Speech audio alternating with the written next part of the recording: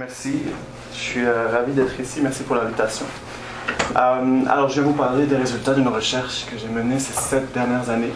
Alors, effectivement, avec Chantal Cyr, qui est une chercheure associée ici au centre de recherche, j'ai en difficulté. Alors, elle est titulaire de la chaire de recherche du Canada sur l'attachement et le développement de l'enfant. Louise Cossette, qui était aussi ma co-directrice, c'est une spécialiste du genre, de la psychologie différentielle des sexes, et chercheur aussi associé à l'Institut universitaire études féministes. Et puis Danielle Julien, c'est une pionnière dans les études sur les familles homoparentales. C'était une des toutes premières dans les années 80. Alors c'était ma consultante spéciale, on va dire ça comme ça. C'est une recherche qui a été subventionnée par le Centre Jeunesse de Montréal et le SRSH. Alors, on m'a dit que le public était un peu mixte. Alors, il y a peut-être parfois des choses qui vont vous paraître évidentes, notamment la possibilité pour les couples d'hommes d'accéder à la parentalité. Je fais un bref rappel pour ceux qui sont moins familiers avec les réalités des minorités sexuelles. La majorité des enfants, dans un premier temps, c'est des enfants qui étaient issus d'unions hétérosexuelles. Par la suite, il y a eu une séparation, une recomposition familiale.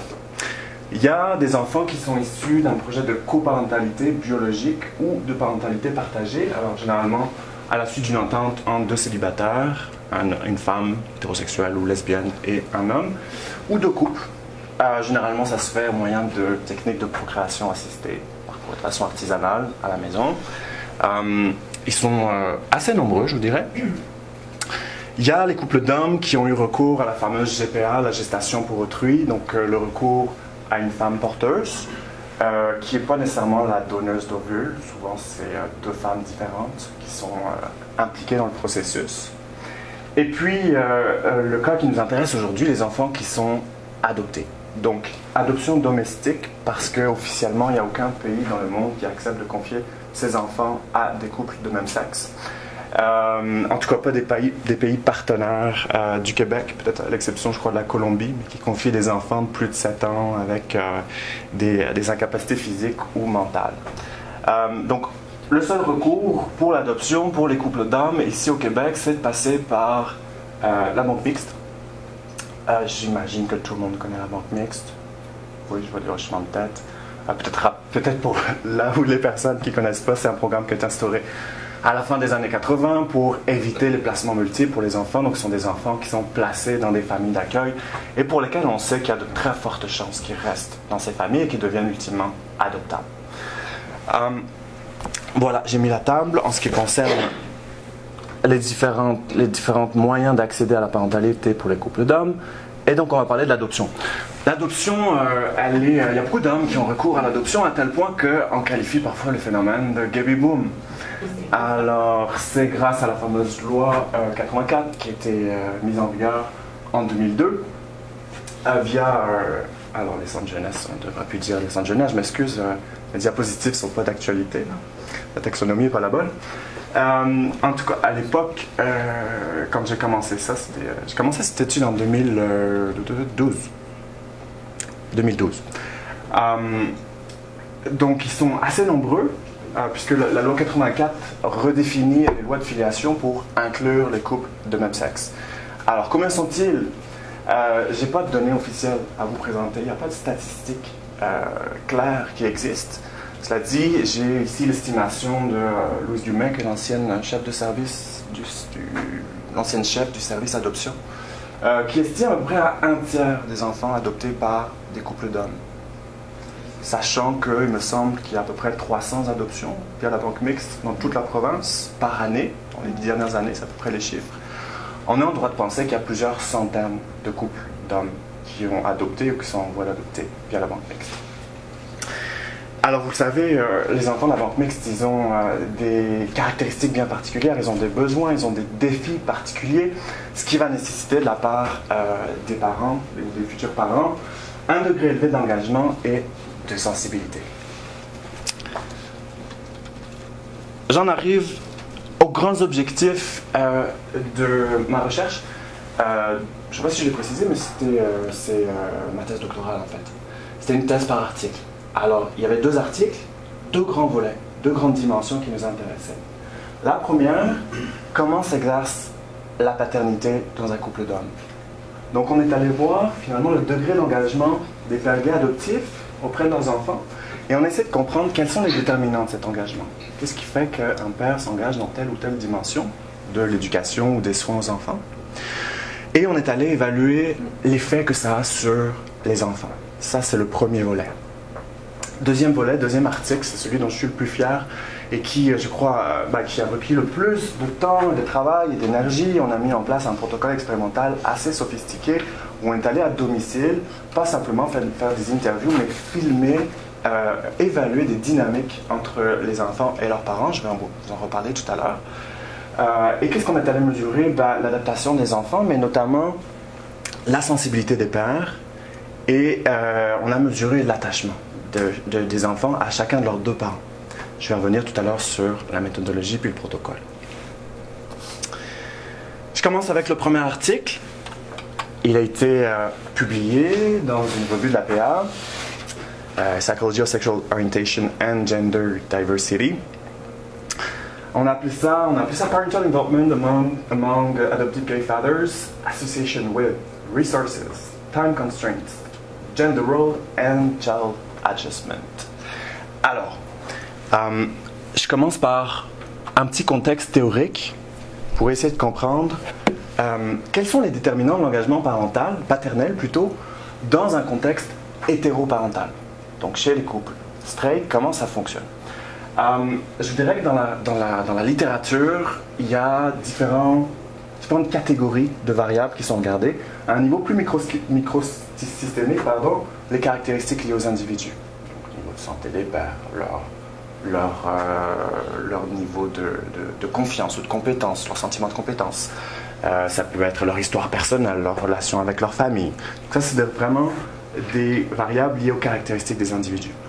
On regarde aussi des paramètres liés au contexte conjugal. Donc, à quel point, finalement, il y a une qualité entre le père et la mère, à quel point il y a une bonne coparentalité, à quel point les mères laissent de la place au père aussi. Hein. On le sait qu'il y a des femmes plus traditionnelles qui considèrent que les soins aux enfants, c'est leur territoire, c'est un territoire gardé. On s'appelle les gatekeepers en anglais.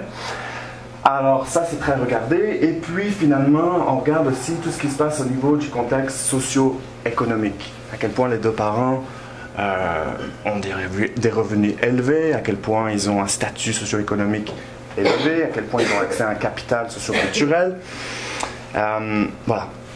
Donc nous, dans notre étude, on a isolé 4 variables. La première, au niveau microsystémique, les rôles de genre. Alors, j'ai défini tout de suite ce que j'entends par rôle de genre. C'est à quel point une personne endosse des rôles dits masculins ou féminins. On comprend que ce sont des construits arbitraires, qui sont définis culturellement, mais à quel point nos pères ici, dans leur concept de soi, en termes de traits de personnalité, ils ont des caractéristiques dites féminines ou dites masculines. Ce sont des stéréotypes sexuels. Hein, à quel point finalement ils adhèrent à des stéréotypes sexuels. Ça nous a paru intéressant d'aller observer cet aspect-là, parce que, évidemment, dans un couple d'hommes, la question du genre ne fait pas partie de l'équation pour expliquer la répartition du travail. Donc, on a trouvé intéressant d'aller voir cet aspect-là, qui est généralement pas regardé dans la recherche, même dans les couples hétérosexuels. Et puis, on est allé, par contre, prendre des variables qui, elles, sont très regardées dans la documentation scientifique, à savoir le revenu, le degré de scolarité et le nombre d'heures travaillées, nombre d'heures de travail rémunérées. Basé sur des théories bien connues aussi dans le domaine. La première, Relative Resource Theory, qui nous dit que plus un parent, moins il a de ressources en termes de scolarité ou en termes de revenus, plus il a de chances d'être impliqué dans les soins à l'enfant. Et la deuxième, The Time Constraint Theory, qui nous dit que plus un parent passe du temps au travail, logiquement, moins il est impliqué auprès de ses enfants.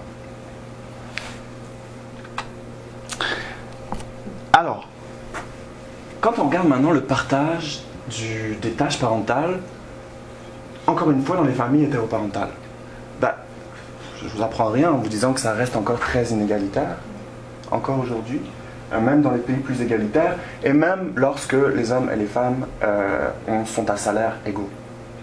Les hommes continuent d'en faire moins.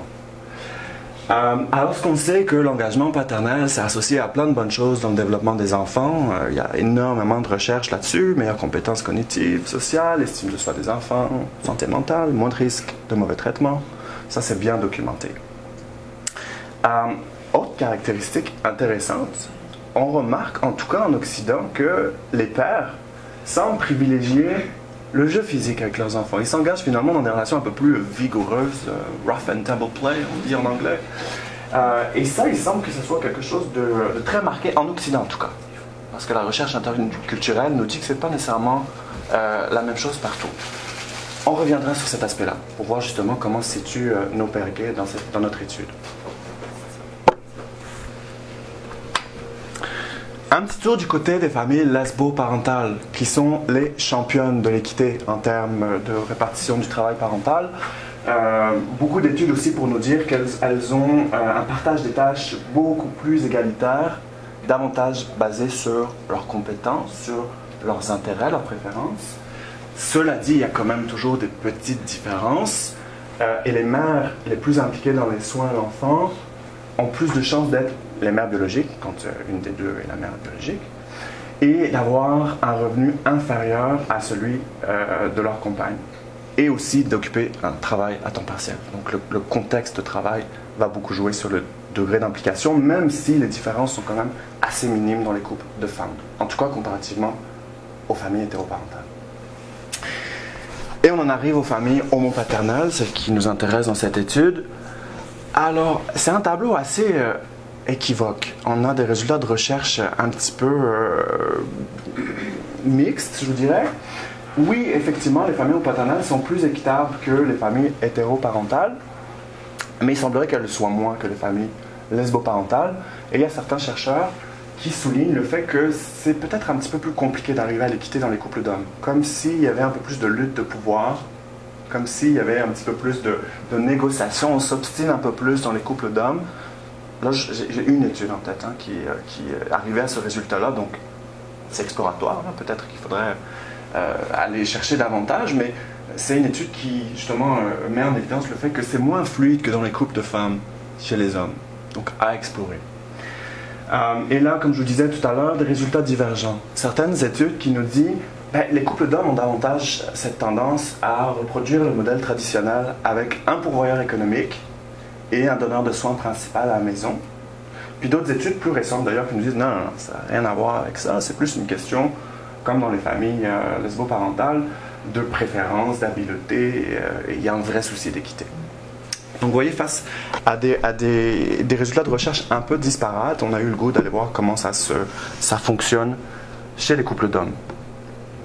Donc j'en arrive à mes objectifs et à mes hypothèses de recherche.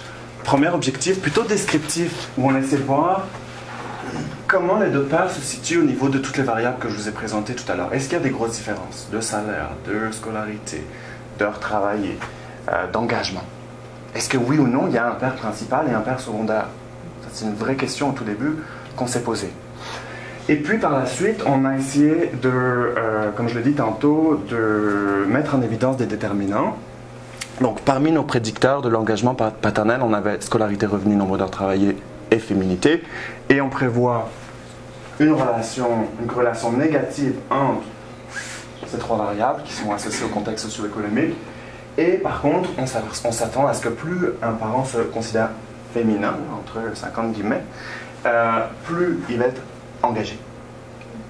Par ailleurs, le troisième objectif, c'était de voir si oui ou non ça a une incidence sur l'adaptation socio-affective de l'enfant. Alors, on a regardé si oui ou non l'engagement parental est relié, c'est-à-dire est-ce que plus on est engagé, moins l'enfant a de problème. Et puis on est allé voir aussi si plus il y a d'équité dans la répartition du travail parental, moins il y a de troubles. Et si oui ou non le fait d'être spécialisé, c'est-à-dire avoir une répartition des rôles un peu asymétrique, on ne dit pas inéquitable, hein, on dit asymétrique, est-ce que oui ou non ça va avoir un effet sur l'adaptation de l'enfant? Et est-ce que la satisfaction, ou plutôt l'insatisfaction par rapport à la répartition du travail parental, a une incidence? Voilà. Tout ça pour le premier volet de notre étude.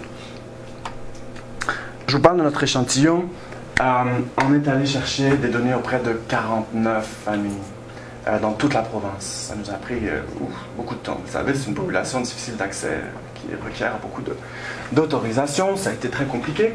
Je dis 49 puis c'était pris 46 ici parce qu'on a retiré 3 familles de nos analyses. Voilà, disons-le comme ça.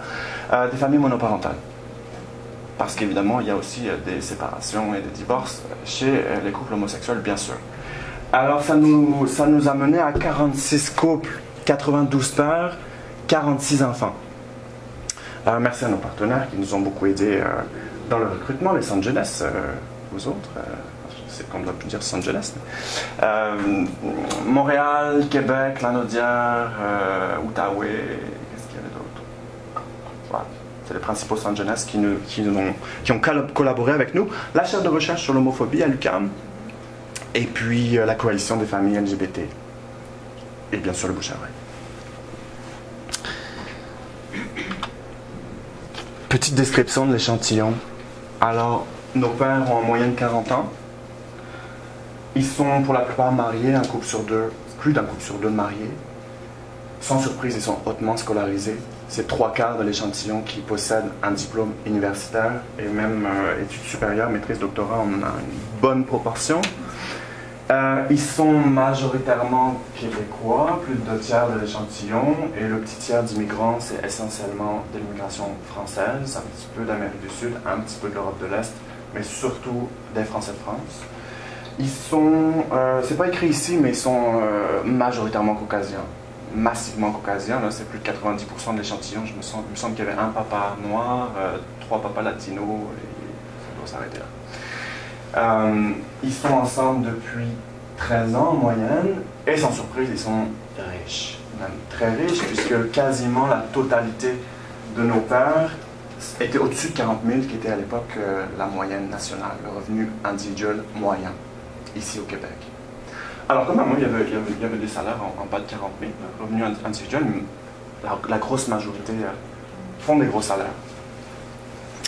Ce qui évidemment, on en reparlera tout à l'heure, mais une limite de l'étude, c'est sûr. Les enfants. Alors les enfants avaient en moyenne 5 ans, avec une étendue quand même très large, mais bon, à un moment donné, il faut s'aider là, pour arriver à recruter. Donc on avait un échantillon entre 1 et 9 ans. Très majoritairement des garçons, 2/3 de garçons, 2 garçons pour une fille. Majoritairement caucasiens, 61%, 20% noirs, 10% mulâtres, 5% asiatiques, 2% et quelques inuits. Et ça, c'est la bonne nouvelle. La plupart d'entre eux étaient arrivés dans les familles jeunes, très jeunes. Vous voyez, en bas d'un an, là, on parle de plus que la moitié des enfants, de nos 46 enfants.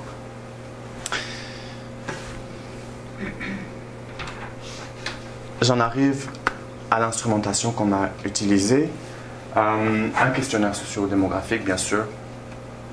Pour l'engagement paternel, on est allé avec un questionnaire d'engagement parental qui a été mis en place par l'équipe ProPère et qui génère des scores au niveau de 6 sous-échelles en lien avec les soins et l'éducation des enfants, notamment les soins physiques, la discipline, le soutien émotionnel, les jeux physiques, l'ouverture au monde et l'évocation. Alors ce qu'on appelle ici évocation, c'est à quel point un parent est investi cognitivement son enfant, c'est-à-dire à quel point il l'a présent à l'esprit et à quel point il en parle dans différents contextes de vie. On considère que c'est une forme d'engagement. Pas tangible, mais c'est une forme d'engagement. Et puis il y avait une autre sous-échelle qui est un peu à part, l'implication dans les tâches domestiques, qui est quand même intéressant à regarder, et bien sûr un score global d'engagement. Je vais beaucoup revenir là-dessus, puisque vous voyez qu'ici, il y a certains domaines qui sont traditionnellement réservés aux femmes et d'autres qui sont plus typiques des rôles masculins de père.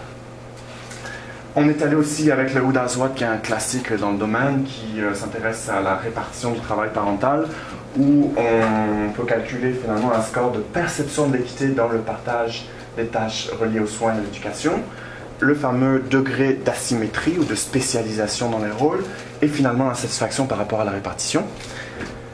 Pour les rôles de genre, on y est allé aussi avec un classique, là, un incontournable, le BAM Sexual Inventory, qui permet de générer un score de féminité, de masculinité, et qui permet aussi de catégoriser nos sujets dans 4 catégories. Ceux qui sont purement féminins, ceux qui sont purement masculins, ceux qui scorent très fort à la fois sur la féminité et la masculinité, on les appelle les androgynes, et ceux qui scorent pas fort du tout sur les deux échelles, on les appelle les indifférenciés, sur le plan du genre. Et pour les troubles du comportement, bien sûr, vous le connaissez, celui-ci, le CBCL.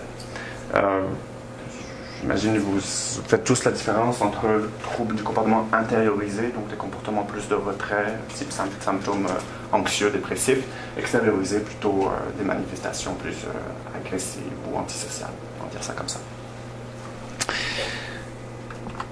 On en arrive aux résultats. Alors, les résultats préliminaires. Première chose, on a constaté qu'il y avait une différence significative en termes d'engagement entre ceux qui en font le plus et ceux qui en font le moins. On a un test T très significatif ici et une valeur d'ailleurs de T très élevée. Alors, ça nous a amené à catégoriser nos participants en paire principale et paire secondaire. Parce que oui, la moyenne de ceux qui en font le plus est plus d'un écart-type au-dessus de ceux qui en font le moins. Alors attention, on n'est pas en train de dire que les paires secondaires ne sont pas très impliqués, ils sont tous très impliqués. Mais il y a quand même des différences significatives. D'où cette catégorisation dans nos analyses. Maintenant, quand on compare les deux paires au niveau de toutes les variables que j'ai nommées tout à l'heure, qu'est-ce qu'on constate? Oui, il y a une différence significative en termes de revenus. C'est-à-dire que les donneurs de soins principaux gagnent significativement moins que les donneurs de soins secondaires. Par contre, pas de différence significative au niveau du niveau de scolarité et pas de différence significative non plus au niveau du nombre d'heures travaillées à l'extérieur de la maison. Il n'y a pas de différence. Alors, bien sûr, il y a quand même des corrélations. Là. On ne dit pas qu'il n'y a pas de corrélation entre ces trois variables-là. Bien sûr que si on travaille plus, on gagne plus cher. Mais il n'y a pas de différence significative entre les deux paires au niveau de ces deux variables ici. Maintenant, en ce qui concerne le partage des tâches, ce que je ne vous ai pas expliqué, c'est que l'équité, c'est sur une échelle de 1 à 9, avec 5 étant l'équité parfaite. C'est évidemment des mesures auto-rapportées, donc c'est une perception. Et nos pairs, vous voyez, aussi bien le principal que le secondaire, on est très proche du 5. Donc ils ont le sentiment que c'est très équitable. Ça va dans le bon sens, puisque les principaux pensent en faire un petit peu plus que leur conjoint, parce que plus on est proche du 9, plus on a l'impression que c'est nous qui faisons tout. Et les pairs secondaires ont le sentiment effectivement d'en faire un petit peu moins. Donc finalement, nos mesures d'engagement parental et de répartition du travail parental corroborent. Ça va dans le bon sens. C'est la bonne nouvelle. Degré de spécialisation assez peu élevé. Vous voyez, c'est une échelle sur 4. Il semblerait, en tout cas c'est leur perception, qu'il n'y ait pas une grosse spécialisation des rôles. Et l'insatisfaction, elle, est très basse. L'insatisfaction. Sur une échelle de 8, vous voyez qu'on est en dessous de 1, qui sont globalement satisfaits.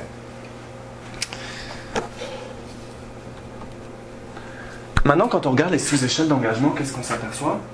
On s'aperçoit que, évidemment, ils sont très investis dans tous les domaines, mais particulièrement dans celui des jeux physiques. On y reviendra tout à l'heure, on pourra discuter de ces résultats-là. Et puis, ils sont moins impliqués dans certains domaines qui sont traditionnellement, justement, associés au pair, comme celui de la discipline.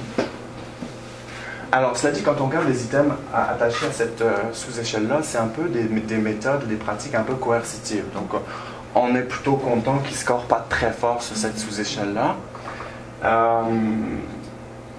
Donc voilà, on reviendra sur ces résultats-là tout à l'heure. Évidemment, si vous avez des questions, ça me fera plaisir d'en jaser avec vous. Quand on compare maintenant les deux paires au sein des couples sur chacune des dimensions, qu'est-ce qu'on s'aperçoit? Qu'il y a des différences significatives partout. Sur toutes les sous-échelles. Soutien émotionnel, discipline, soins physiques, ouverture, jeu physique, évocation, tâches domestiques et engagement global.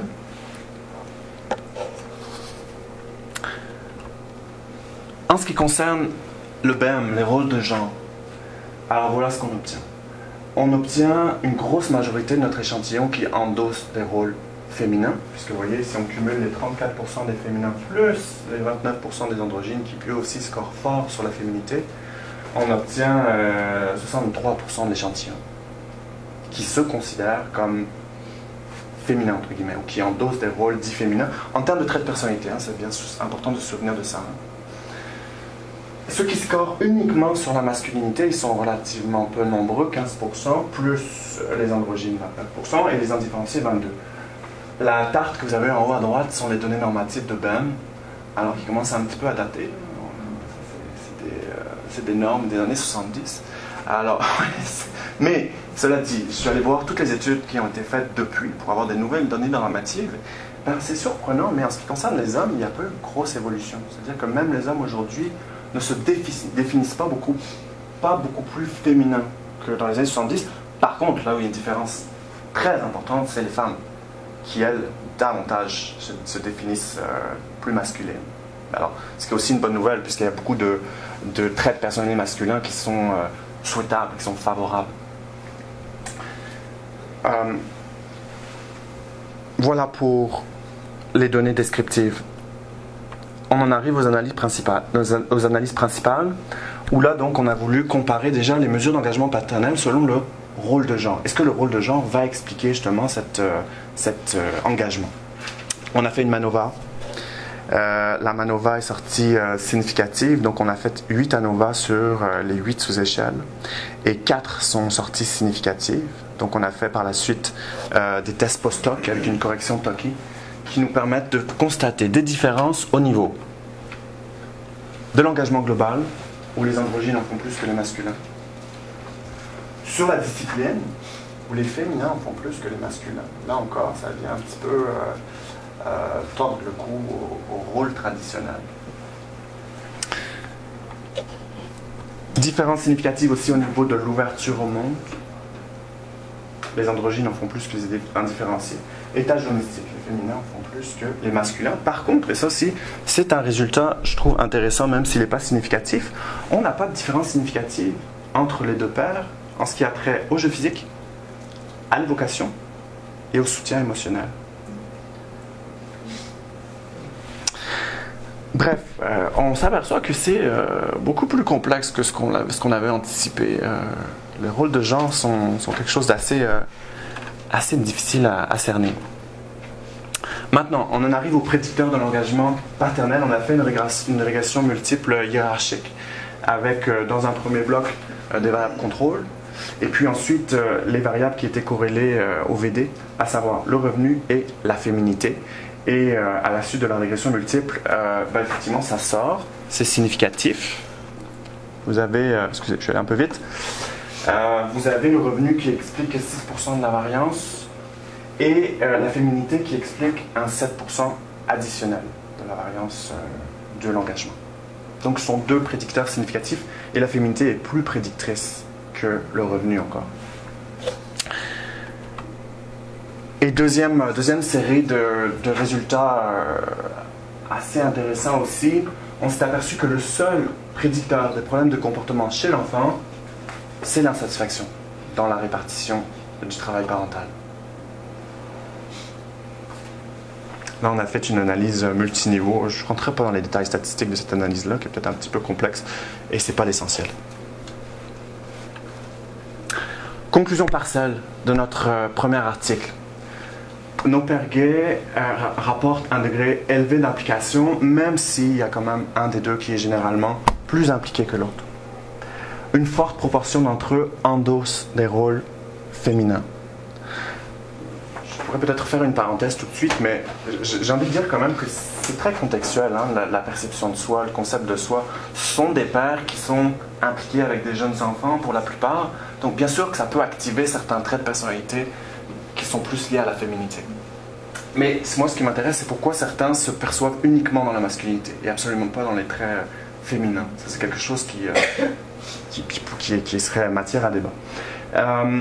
Troisième résultat de recherche intéressant, le degré de féminité et le revenu des pères prédisent l'engagement paternel est finalement le meilleur prédicteur des problèmes chez les enfants, c'est l'insatisfaction dans la répartition des tâches.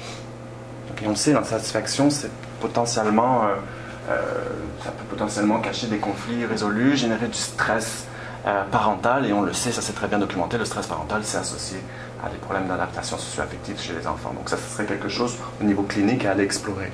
À quel point finalement la dynamique conjugale est satisfaisante.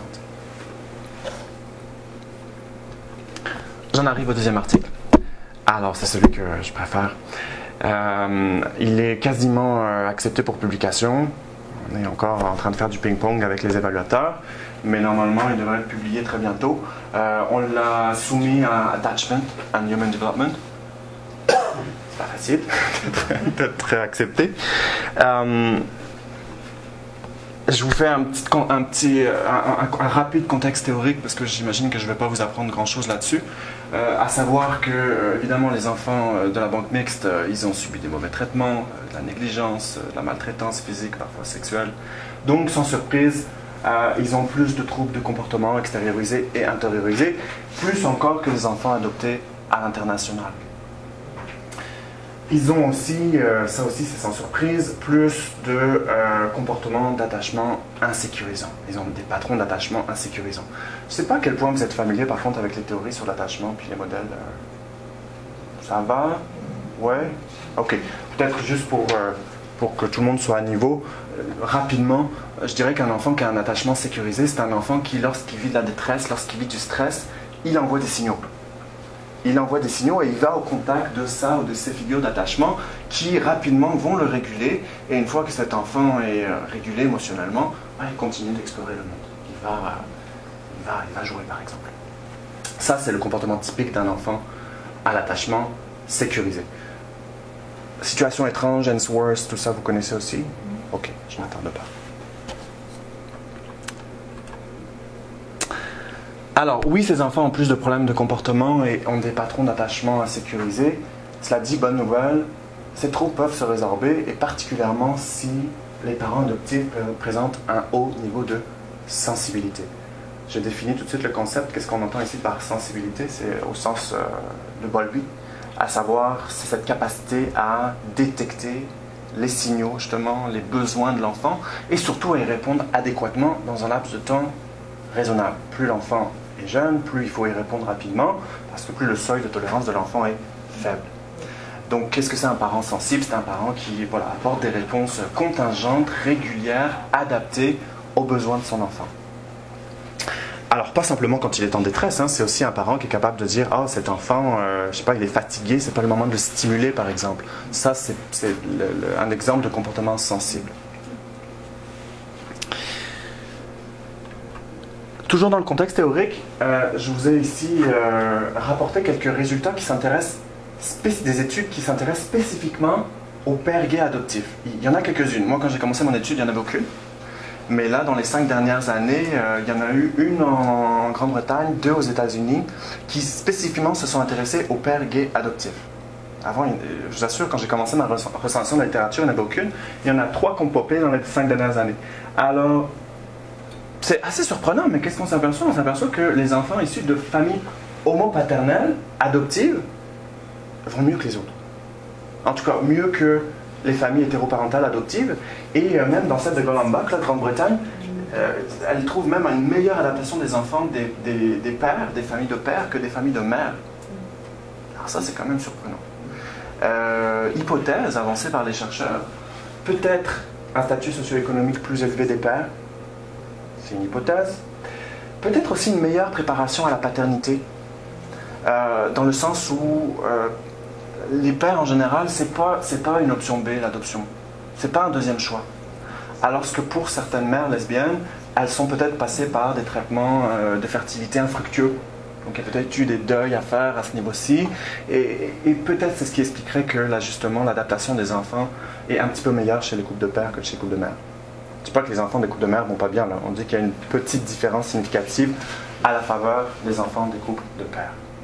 Voilà. Donc évidemment, ça c'est encore exploratoire. Il va falloir poursuivre la recherche. Ça, c'est encore une diapositive qui est assez théorique, qui essaie de comprendre les liens entre justement la sensibilité et l'adaptation des enfants, mais aussi la question de la féminité qu'on a conservée dans notre article 2. Alors, première chose, la littérature scientifique est très claire. Il y a un lien fort entre sensibilité maternelle et qualité de l'attachement chez les enfants. Ça, c'est très bien documenté. Là, je vous cite des méta-analyses de 2017 avec des N énormes, où on voit une corrélation de 0.33, 0.39, c'est fort. Par contre, quand on regarde dans la recherche, on s'aperçoit que, oui, il y a une corrélation de sensibilité des pères et l'attachement des enfants, mais beaucoup plus faible que la sensibilité des mères. Vous voyez ici une méta-analyse de 2011 qui rapporte un R de 0.13. C'est pas très fort. Alors ça amène certains chercheurs, certains théoriciens à se dire ça se joue différemment chez les pères, la mise en place de liens d'attachement entre les enfants et les pères. Il y a tout un courant de la pensée, tout un courant de recherche, tout un courant de pensée plutôt essentialiste, plutôt évolutionniste, qui disent que les pères ont une fonction particulière dans le développement des enfants. Ils ont plus un rôle d'activateur, ce sont des catalyseurs de prise de risque qui confrontent les enfants au monde, et ça c'est propre aux hommes. Alors, certains, les plus radicaux vont dire que c'est inné, d'autres vont dire que c'est appris, mais peu importe. Les hommes, ça se joue différemment l'attachement d'un enfant à son père. C'est ce que disent ces chercheurs-là. Vous comprendrez bien que c'est une idée qu'on réfute, mais c'est comme ça que certains chercheurs interprètent ce lien plutôt faible entre sensibilité des pères et attachement des enfants. Autre résultat, ça c'est sans surprise, puis c'est très très clair dans la documentation, plus l'insécurité d'attachement c'est un prédicteur des problèmes de comportement. Des enfants qui ont des patrons d'attachement insécures ont aussi plus de troubles de comportement extériorisés, intériorisés. Et puis, dernier aspect, les pères plus féminins sont plus susceptibles d'établir une relation émotionnelle avec leur enfant. Ça c'est un résultat d'une recherche en particulier. J'en arrive aux objectifs et hypothèses. Première chose. Encore une fois, premier objectif, il est descriptif. On veut savoir s'il y a des différences de sensibilité entre les pères et on veut savoir s'il y a une différence dans le degré de la sécurité d'attachement des enfants à leurs deux pères. Donc, est-ce qu'il y a une figure d'attachement principale? Est-ce qu'il y a une hiérarchie finalement entre les deux? Ça, c'est vraiment une question qu'on s'est posée au tout début. Ensuite, on a voulu vérifier si oui ou non il y a un lien entre la sensibilité des pères et l'attachement. Nous, on s'attendait à ce qu'il y en ait un. Et on a fait l'hypothèse d'un effet modérateur de la féminité. C'est-à-dire, on s'attendait que plus les pères sont féminins, plus la force du lien entre sensibilité et attachement est importante. Mais je vous dirais que ça, c'était accessoire.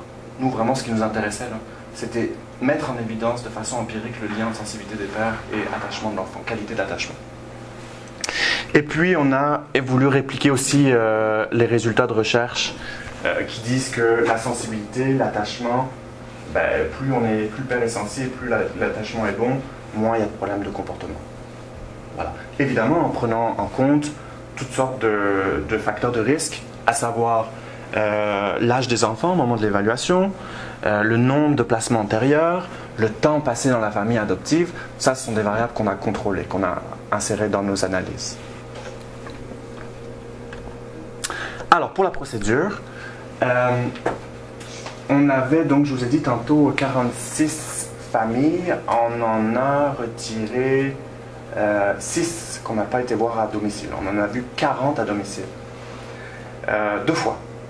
Première rencontre, l'enfant et son père. Deuxième rencontre, l'enfant et son deuxième père. Puis on a vraiment voulu observer des dyades. C'est-à-dire qu'à chaque fois qu'on allait dans les familles, on demandait à ce que le deuxième père ne soit pas là. C'était compliqué, mais on y est arrivé. Ou alors, quand l'enfant était très très très jeune, le deuxième père stimulait un départ. Juste pour que l'enfant n'ait pas conscience que potentiellement le père était accessible quelque part. On voulait vraiment évaluer la relation entre un enfant et son père et un enfant et son deuxième père. Donc 40 familles visitées, 2 rencontres, tout ça, ça a été filmé. On a à peu près 150 heures de rush qui ont été analysées. Pas juste par mois, on a été 8 codificateurs pour ces 150 heures de films. Par contre, dans nos analyses, on a encore retiré 6 familles. 6 familles, pourquoi? Parce que les enfants étaient trop âgés. Ils avaient plus de 7 ans. Et à plus de 7 ans, ça commence à être trop difficile compte tenu de nos instruments. d'aller mesurer la sensibilité des pères et l'attachement. Donc ça nous a mené, dans nos analyses, on a 68 enfants. Pardon, qu'est-ce que je raconte? On a 34 enfants, mais on a 68 relations. 68 pères. Alors, la structure de la visite s'est inspirée d'un protocole de London qui est valide, qui a été validé par la recherche, et qui consiste à une entrevue semi-structurée. Là, on a recueilli beaucoup de données qu'on n'a pas exploitées ici, puisqu'on est vraiment là, dans une étude quantitative, mais il y a quand même beaucoup d'informations qu'on a été recueillies dans les entrevues qui mériteraient d'être exploitées. D'ailleurs, il y a certaines étudiantes qui travaillent là-dessus. Mon projet a fait des bébés. Donc, peut-être plus tard, on aura des études là-dessus, des résultats là-dessus. Par la suite, on leur propose une séquence de jeux. Alors, c'est pas du jeu libre, là, on arrive avec nos jouets qui sont standardisés, qui sont évidemment adaptés à l'âge de l'enfant. Et c'était une séquence de 25 minutes. Et finalement, un temps de collation. Pourquoi est-ce qu'on a inclus un temps de collation? C'est pour augmenter la validité écologique. On veut les voir dans des activités de la vie quotidienne et on veut essayer d'observer la dynamique comme au plus naturel possible. Voilà pour la procédure. Nos instruments, je ne reviens pas sur ceux que j'ai déjà présentés pour l'article 1. Je vous parle rapidement de la méthodologie qu'on a utilisée pour mesurer la sensibilité des pères et la qualité de l'attachement. On est allé avec des Q-Sort. Je ne sais pas si vous connaissez les Q-Sort, plus ou moins. Je ne rentrerai pas dans les détails parce que c'est quand même un petit peu technique, mais globalement, en quoi ça consiste? Pour l'attachement, par exemple, on a 90 items, 90 énoncés qui décrivent des comportements ou des dynamiques relationnelles, et on doit les ordonner selon à quel point ils sont typiques de l'enfant qu'on observe. Le score d'attachement, il s'échelonne sur un spectrum de -1 à +1. Et à quoi correspond ce chiffre en fait? C'est un coefficient de corrélation entre notre classement et le classement qui a été établi par des experts qui ont défini l'enfant prototypiquement parfaitement attaché. Je ne sais pas si je suis clair dans mon explication, ça va? Ok. Donc, plus l'enfant diffère par rapport à ce que les experts considèrent une qualité optimale d'attachement, plus le score est petit.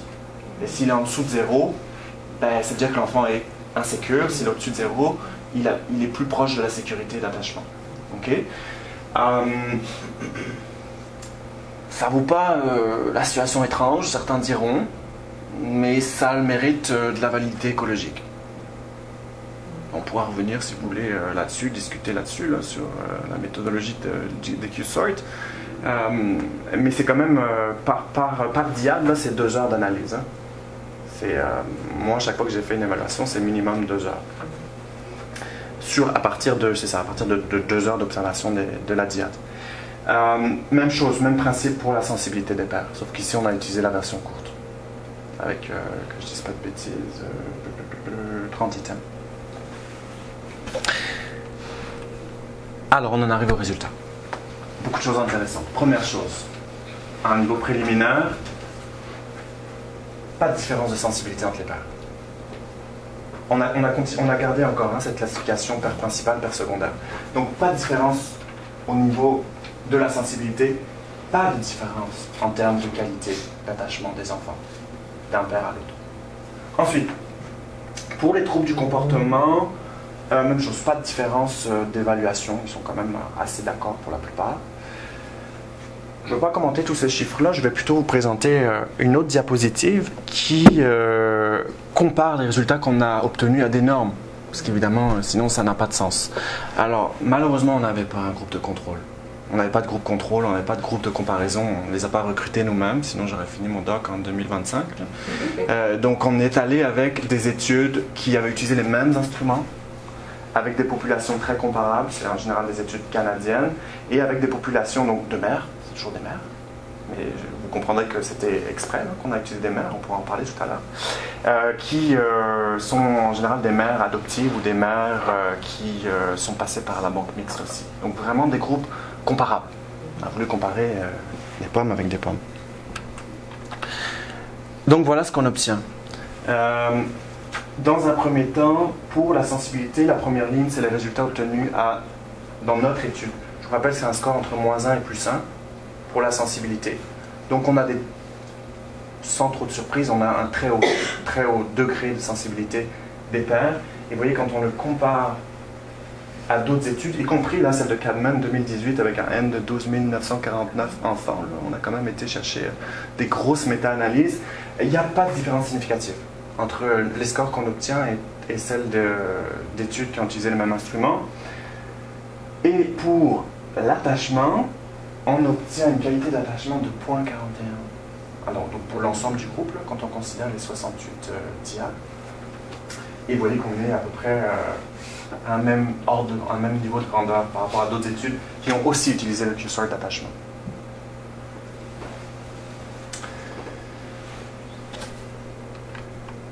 Les troubles du comportement.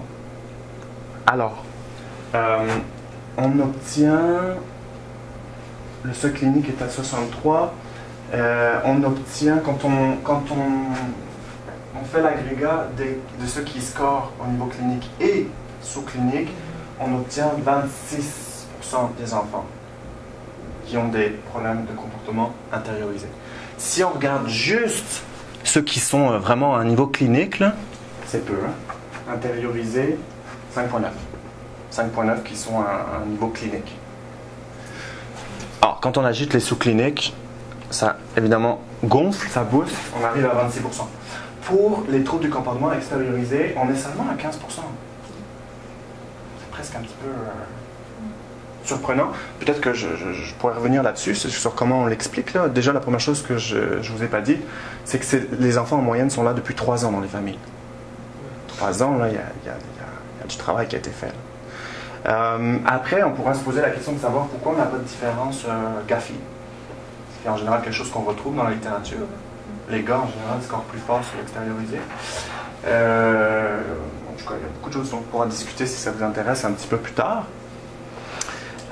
Mais globalement, voilà, nos enfants ne présentent pas des hauts taux de troubles du comportement. Et on en arrive aux analyses principales.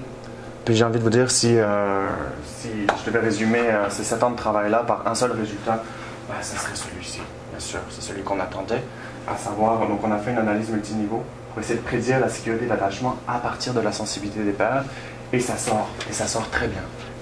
C'est très significatif, on a un bêta à 0,36, c'est fort.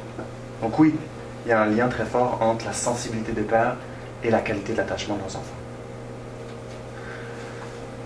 Pas d'effet de modération. C'est-à-dire que la féminité, ça n'a rien à voir. Au début, là, notre rationnel en arrière de ça, c'était peut-être un petit peu alambiqué, mais on se disait, si un parent se considère comme plus féminin, comme on l'a vu dans le premier article, il est plus impliqué. S'il est plus impliqué, il passe plus de temps avec l'enfant. S'il passe plus de temps avec l'enfant, il y a plus de chances que l'enfant soit mieux attaché, plus attaché. Mais ça ne tient pas, cette logique-là. Ce qu'on voit ici, finalement, c'est que l'attachement au père, c'est pas tant une question de temps passé, parce qu'il n'y a pas de lien entre engagement paternel et attachement. C'est pas une question de temps, ce serait plutôt une question de qualité de relation. En tout cas, c'est ce que nous dit ce résultat-là. Quand je suis plus sensible, mon enfant est plus attaché à moi.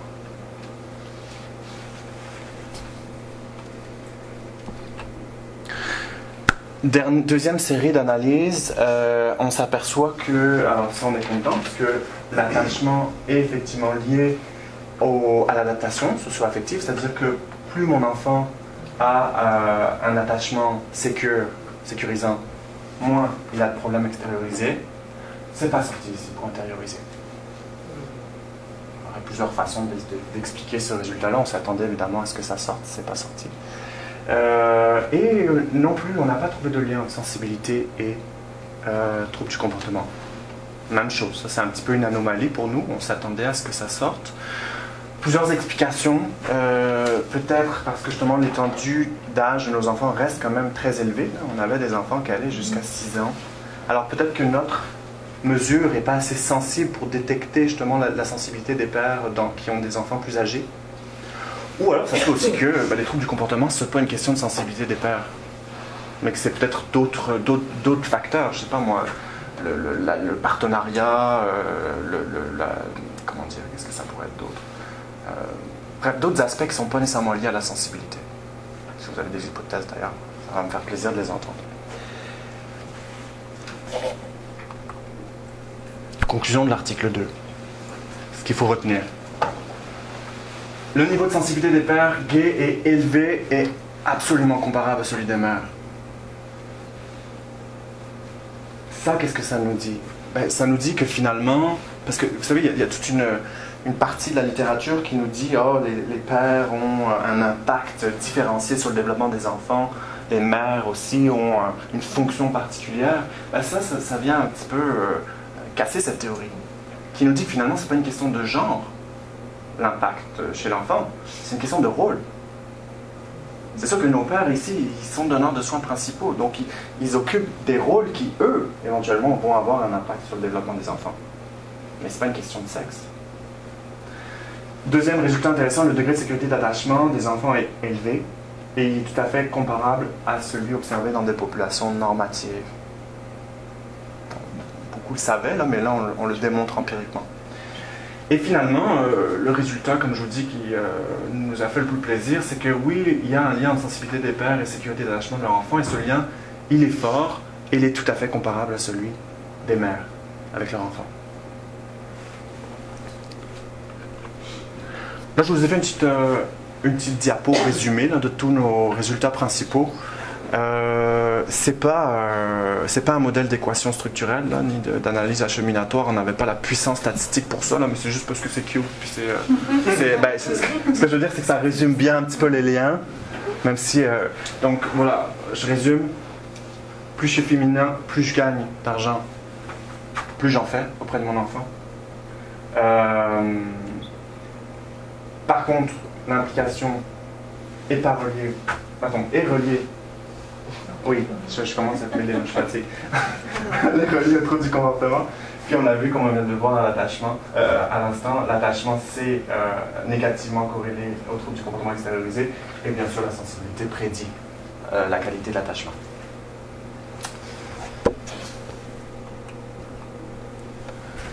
Globalement, contribution de la thèse. Ben, on est assez fiers parce qu'on est quand même les premiers à faire une étude quantitative sur l'engagement, la sensibilité des pères auprès de leur enfant et mesurer la sécurité d'attachement de façon assez sophistiquée quand même. On est content aussi de voir que les données observationnelles de l'article 2, elles corroborent nos données rapportées par les pères eux-mêmes. C'est-à-dire que on est content de voir quand même que ça va pas mal dans le même sens. L'ensemble de ces données semble donc confirmer que les compétences parentales des pères gays adoptifs sont d'excellents parents pour les enfants les plus vulnérables. Donc, il y a sans doute beaucoup d'implications cliniques à tirer de tout ça, mais la première chose que ça nous dit, c'est une étude qui vient finalement valider un petit peu les procédures moi en anglais, bien screening, de sélection des candidats qui sont a priori qui sont au point, qui fonctionnent, puisqu'on a ici des pères qui sont très compétents. Évidemment, il y a des limites, il y en a beaucoup. La première, c'est un échantillon de convenance, bien sûr, relativement restreint, favorisé, blanc, il n'y a pas beaucoup de diversité à ce niveau-ci. L'âge des enfants, je l'ai évoqué tout à l'heure, c'est quand même beaucoup, 1 à 9. C'est sûr que si j'avais des recommandations maintenant, ce serait d'aller chercher des échantillons plus homogènes en termes d'âge, en termes des enfants beaucoup plus jeunes, peut-être moins de 3 ans, là, si on était capable d'avoir un N suffisamment élevé. L'AQS, le Q-sort d'attachement, c'est peut-être un peu moins approprié pour les enfants plus âgés encore là, parce que, ok, quand on va à domicile, nous, l'idée là, c'est quand même d'activer le système d'attachement des enfants. Donc ça veut dire qu'il faut les mettre dans une situation de détresse, évidemment de façon éthique. Alors, c'est difficile de provoquer du stress chez un enfant plus âgé quand il est chez eux avec son parent, là. C'est évidemment très compliqué. Alors, c'est la limite de notre instrument. C'est peut-être plus valable pour des enfants plus jeunes, qui sont plus facilement stressés par un étranger, par exemple. Donc, c'est une limite. Et puis finalement, dernière limite, puis j'ai envie de dire pas des moindres quand même, c'est que certains de ces enfants-là étaient encore en contact avec leurs parents biologiques. Je ne sais pas si vous vous souvenez du titre de ma thèse, là, c'est « Adopter ou en voie d'adoption ». Même chose, on a mis toutes les chances de notre côté pour avoir un échantillon qui avait de l'allure. Donc on a inclus des enfants dont les parents n'avaient pas complété le processus d'adoption. Donc pour certains, il y avait encore des visites avec les parents biologiques. Et ça, c'est sûr que ça peut venir jouer sur l'attachement. On le sait, hein, c'est quand les enfants sont en contact avec les parents biologiques, ben, il peut y avoir des conflits d'allégeance, il peut y avoir... puis même chose, ils continuent de reproduire des stratégies d'attachement insécurisant avec leurs nouveaux parents d'accueil parce qu'ils sont encore en lien avec les parents biologiques. Donc c'est une limite. Je vous dirais quand même que c'était une minorité. Hein. Plus de 2 tiers des enfants, l'adoption était complétée. C'est un petit tiers, c'est en dessous d'un tiers, pour lesquels il y avait encore des visites. Mais c'est une limite, c'est sûr.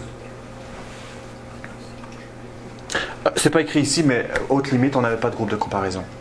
Pour vraiment bien faire, là, on aurait recruté nous-mêmes des enfants issus de la banque mixte avec des couples hétéroparentaux. Mais bon, à un moment donné, il y a des limites de temps, de budget, etc. Piste de recherche, je suis clair. Alors, ça serait peut-être intéressant d'aller voir l'engagement des pères gays qui ont accédé à la parentalité par d'autres moyens, ceux que j'ai nommés tout à l'heure, la GPA, ou dans des projets de coparentalité, d'aller mesurer aussi la qualité de l'attachement de ces enfants-là. Évidemment, des enfants plus jeunes, on vient de le dire.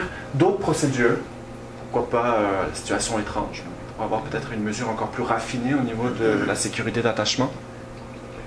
D'autres mesures d'engagement parental aussi, pas uniquement des mesures auto-rapportées par les pères, mais peut-être des mesures d'observation. Et puis d'autres sources d'informations pour évaluer l'adaptation socio-affective des enfants, donc multiplier les informateurs, c'est-à-dire par exemple les milieux de garde, l'école, etc. Ah ben voilà, ça fait le tour.